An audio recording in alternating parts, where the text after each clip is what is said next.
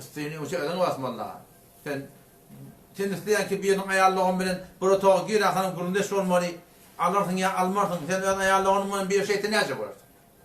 O bir nefer de, iki nefer de hayt var. Anırdan gelen adam men namsın bilen aşağı koydu oturup kepleşecek oldu. Ola almadı. Yeni bir geldi. Yeni kepleşti. Ola almadı. O gelip o da kepleşti. Yani.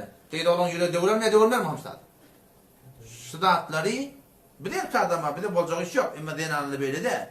Ben okulasam denanlılara tüyşe deyiptir. Tüyşe tutun ne yapalım tutacağım biliyor musun? Bu arada panarda aklından alındı ki. Panardan tüyşe şeyde tutacağım. Doğru da havardar akıl. Devlam ahniyan koyunda da havardar. Çıkaranda da havardar. Panarın maraya çırağın tüyşesini. Peygamber okudaysan denanlılara tüyşe deyiptir. O vakti ki bir denanı bir kıyıda olan geliyor. Şıdatlı rahat etmeyen bir erkek adam böyle şakmış oldu kurundeş olsa. O zaman bana hoşa beşedenine kavuruşup da kıyıda olanın o yürek bera da erteki gün o da erkadan da böyle gidip başka bir gurun esip de men kavurmayan diye da şu kıyıda olanın yüreği de vuruyor. Bunu sonra düzmek kıyım Müslümanlar. Şunu bir etmeliler, etmeli hem ecazem vermeliler.